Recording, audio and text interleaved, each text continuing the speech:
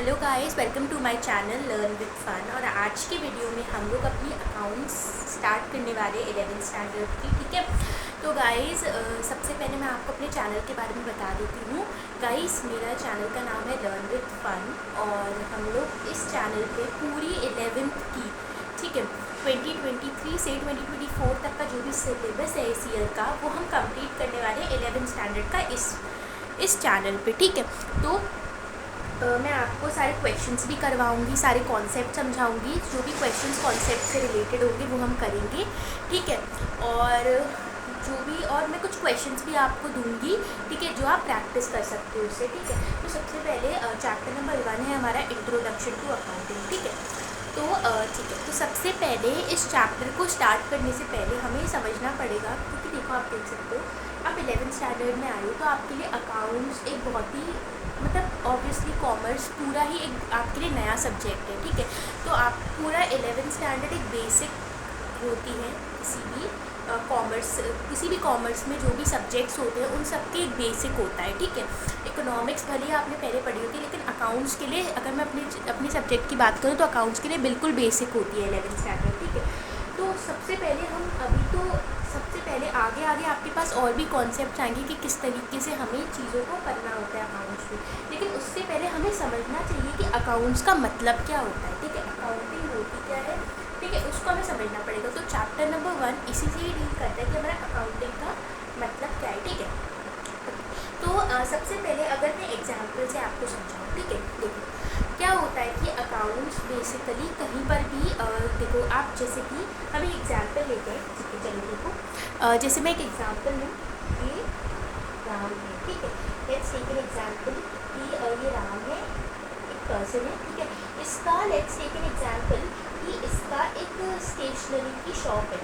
ठीक है, let's take an example कि इसकी स्टेशनरी की शॉप है। ठीक है, अब क्या होता है कि स्टेशनरी में इसके पास बहुत सारी चीज़ें होती हैं, जैसे पेन हो गया, पेंसिल हो गया, इरेज़र हो गया, ये सारी चीज़ें होती हैं। ठीक है, और भी बहुत सारी, मार्कर हो गया, ऑन एंड ऑन। ठीक है, बहुत सारी चीज़ें होती हैं। अब क्या होता है कि इसके जो बिजनेस है, ठीक है, इसमें से लोग इसके पास चीज़ों को लेने के लिए आते होंगे तो पैसा देते होंगे। ठीक है, जैसे कि कोई एक पर्सन आया, उसने पेंसिल लिया। ठीक है, तो पेंसिल लेने के बाद जो वो पर्सन होगा, जब उसने पेंसिल ली तो उसने उसके लिए पैसे दिए होंगे। ठीक है, और अब क्या होता है, ठीक है, तो पैसा अंदर आता है बिजनेस के अंदर। ठीक है, अब क्या होता है, ऐसे क्या होता है, ये अब राम है, ये चीज़ों को ना खुद नहीं बनाता, ये भी ना कहीं एक जगह से लेके आता है। ठीक है, दूसरी जगह से। ठीक है, तो जब ये राम दूसरी जगह से चीज़ों को खरीद के लेके आएगा तो इसके यहाँ से पैसा बाहर जाएगा। ठीक है, जब ये चीज़ों को यहाँ से खरीदेगा, ठीक है, ये यहाँ से खरीदता है चीज़ों को बेचने के लिए, तो जब ये यहाँ से चीज़ों को खरीदेगा तो इसको पैसा बाहर देना पड़ेगा। और जब राम के यहाँ से कोई और पर्सन खरीदेगा, ठीक है, तो इसके पास अंदर पैसा आएगा। ठीक है, तो ये सब हमने देखा। ठीक है, तो अब क्या होता है, अब राम सोचता है कि पूरे साल में ये सब चीज़ें होती रहती हैं कि ये चीज़ों को खरीदता है, फिर बेचता है, चीज़ों को खरीदता है, बेचता है। ठीक है, और इसके पास पैसा आता है, पैसा जाता भी है। ठीक है, तो अब ये क्या होता है, ये ना सोचता है कि इतनी सारी चीज़ें होती हैं तो मैं भूल नहीं जाता हूँ। अब आप खुद सोचो कि इसके एक बिज़नेस में इतनी सारी चीज़ें होती हैं, तो आप खुद सोचो ये भूलता नहीं होगा कि कितना पैसा अंदर आया, कितना पैसा बाहर गया। आपको लगता है बिल्कुल, तो यही बिल्कुल तो बहुत ही ईजी सा मतलब है कि चीज़ों को याद रखने के लिए जब हम बुक्स में, ठीक है, जब हम चीज़ों को लिखते हैं कि कितना पैसा अंदर आया, कितना पैसा बाहर गया, ठीक है, ये सब चीज़ें जो हम लिखते हैं यही अकाउंट्स। सिंपल मीनिंग मैंने अभी आपको बताया। अकाउंट्स बहुत ब्रॉड टर्म है, लेकिन अभी समझाने के लिए बेसिक सा कि अकाउंट्स हम क्यों बनाते हैं, कोई भी चीज़ कितना पैसा अंदर आया, कितना पैसा बाहर गया। ठीक है, ये एक बेसिक सा मीनिंग है। बेसिकली हम अकाउंट्स को इसीलिए ही बनाते हैं। समझ में आई बात? ठीक है, ओके, अब हम इतना तो आपको एटलीस्ट बेसिक सा क्लियर हो गया होगा, एक आइडिया लग गया होगा कि हम अकाउंट्स को क्यों बनाते हैं। ठीक है, ओके, अब हम देखते हैं आगे की बातें। ठीक है, अब आपको ये समझ में आया? अब देखो, अब सबसे पहले नेक्स्ट चीज़ हमारे पास ये आती है कि अब हमें ये सीखना होगा कि अकाउंट्स होता है। ठीक है, अब हमें एक बेसिक सा आइडिया पड़ गया, लेकिन अब हम किस तरीके से लिखेंगे, कैसे कि अकाउंट्स होती क्या है। ठीक है, तो डेफिनेशन हेडिंग आप डाल सकते हो, मेरे साथ नोट्स आप बना सकते हो। डेफिनेशन डेफिनेशन ऑफ अकाउंटिंग, ठीक है। अकाउंटिंग, इसको हम अकाउंटिंग कहते हैं, समझ में, जो हम लिखते हैं बुक्स में इसको अकाउंटिंग बोला जाता है। तो अब हमें अगर हम इंग्लिश की लैंग्वेज में लिखें, आपसे कोई डेफिनेशन पूछता है अकाउंटिंग की, तो आप कैसे लिखोगे, ठीक है। तो अगर मैं आपको सीधी सी बात बताता हूँ तो अभी हम पहले डेफिनेशन लिखते हैं, फिर मैं आपको डेफिनेशन में जो जो टर्म्स आएंगे उनको मैं समझाती हूँ। आप एक साथ अभी लिखो, accounting is the art of recording, classifying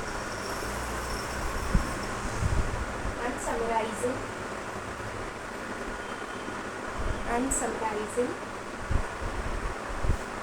in a significant manner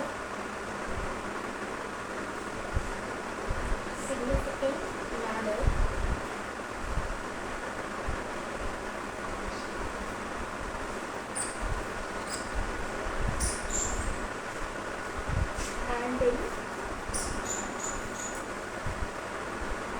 terms of money,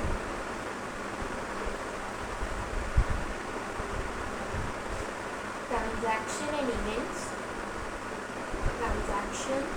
and events which are in the part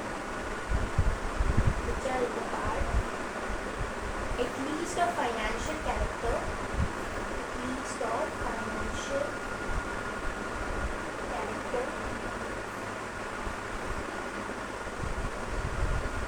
and interpreting the results thereof.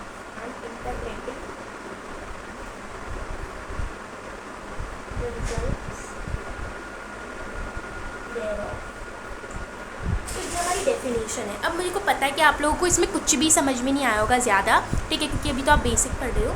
तो देखो, बिल्कुल पैनिक होने की ज़रूरत नहीं है, हम एक एक टर्म सारी देखेंगे। सबसे पहले अगर हम इस डेफिनेशन को समझें, अकाउंटिंग पहला टर्म आता है ये आर्ट वाला टर्म, फिर टर्म आता है रिकॉर्डिंग वाला टर्म, फिर आता है क्लासिफाइंग, समराइजिंग। इन सबका मतलब क्या है? इन significant manner and in terms of money and events which are in a part at least of financial character and interpreting the results. अब आप देखो तो ये जो मैंने आपको ये ब्लॉक्स बनाए हैं जिनमें ये टर्म्स आपको बिल्कुल भी समझ में नहीं आएंगे, तो हम एक एक करके समझेंगे। अकाउंटिंग इज द आर्ट क्या होता है? कला, ठीक है। जैसे सिंगिंग एक कला है, पेंटिंग एक कला है। आपके पास बहुत सारी हॉबीज़ होंगी, ठीक है, उनमें से सिंगिंग हो गया, डांसिंग हो गया, पेंटिंग हो गया, ये सब एक कला है। तो अकाउंटिंग भी क्या है? आर्ट है, कला है, जिसमें हम क्या करते हैं, चीज़ों को रिकॉर्ड करते हैं। ऑब्वियसली बात, अभी मैंने आपको जस्ट अभी ऊपर बताया कि आप चीज़ों को रिकॉर्ड करते हो बुक्स में, तो इसलिए अकाउंटिंग कला है जिसमें हम चीज़ों को रिकॉर्ड करते हैं, क्लासीफाई करते हैं। क्लासिफिकेशन का क्या मतलब होता है?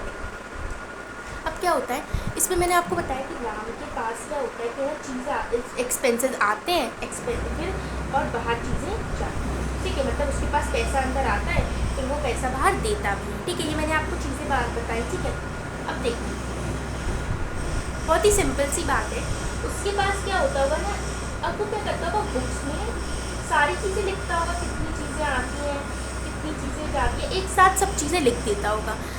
लेकिन तो इसको तो हम रिकॉर्डिंग कह सकते हैं। लेकिन अगर राम उन्हीं बुक्स ऑफ अकाउंट्स में इधर साइड एक्सपेंसेस लिखे, एक्सपेंसेस का मतलब खर्चे, अगर इधर साइड खर्चे लिखे और इधर साथ पास उसके पास जो इनकम आई है, मतलब जो भी पैसा आया, अगर वो इस साइड लिखे, तो इधर उसने ये लिखा, इधर उसने ये लिखा, तो ये क्लासिफिकेशन हो गया, चीज़ों को अलग अलग करना, ठीक है। समझ में आई बात? उसको क्लासिफिकेशन कहते हैं। तो अकाउंटिंग एक कला है जिसमें हम चीज़ों को रिकॉर्ड करते हैं, क्लासीफाई करते हैं, समराइज करते हैं। समराइजेशन का क्या मतलब होता है? अब आपके पास कोई बड़ा सा चैप्टर है, आप उसको छोटे से अब क्या होता है, छोटा बन के जब आप लिखते हो, जैसे इंग्लिश में बहुत बड़े बड़े चैप्टर्स होते हैं, कभी कभार टीचर्स आपसे कह देते हो कि इसकी समरी लिख के आना, या फिर आप जल्दी से नोट्स बनाते हो तो उसकी समरी लिख लेते हो, जल्दी से आपको रिवाइज हो जाए। तो अकाउंट्स में भी आप समराइजेशन करते हो। समझ में आई बात? In a significant manner and in terms of money. अब क्या होता है, अकाउंट्स हमेशा मनी में ही होता है। समझ में आई बात?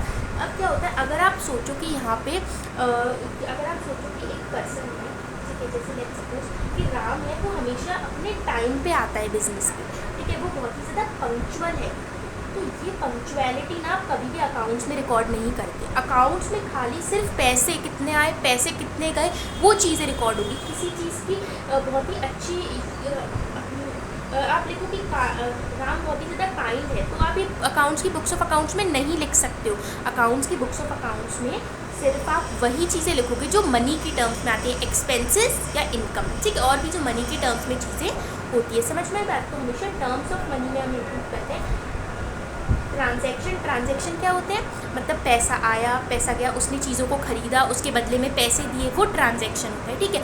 कि कोई एक पर्सन है जैसे कि श्याम है, उसने राम से पेंसिल खरीदी, उसके बदले में पैसे दिए, ठीक है। तो ये ट्रांजैक्शन हुआ, एक का लेना एक का देना, ठीक है। तो जो मनी की जो इवेंट्स मनी के टर्म्स में किए जा सकते हैं, वही ट्रांजैक्शन हम बुक्स ऑफ अकाउंट्स में रिकॉर्ड करते हैं, ठीक है। और जो कि फाइनेंशियल कैरेक्टर के होते हैं, फाइनेंशियल कैरेक्टर मतलब वही टर्म्स ऑफ मनी, ठीक है। फाइनेंशियल कैरेक्टर मतलब जो मनी के टर्म्स में होगा।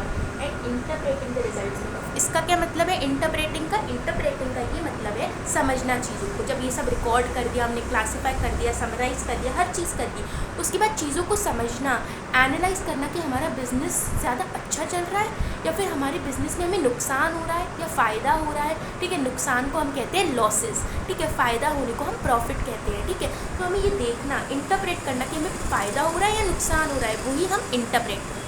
तो होप सो आपको ये डेफिनेशन अच्छे से क्लियर हो गई होगी।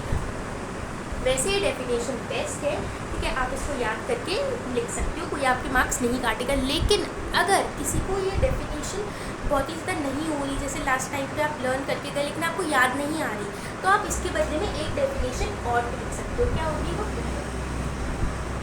Accounting is the process of recording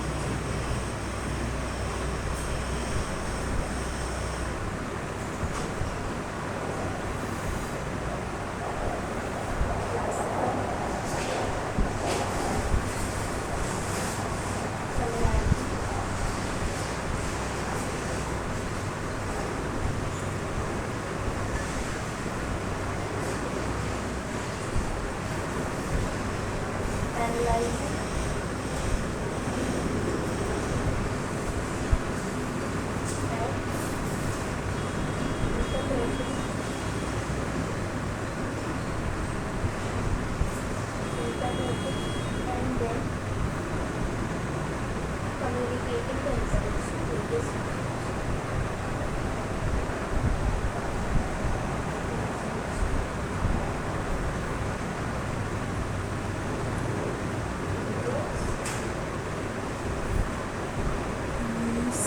ठीक है।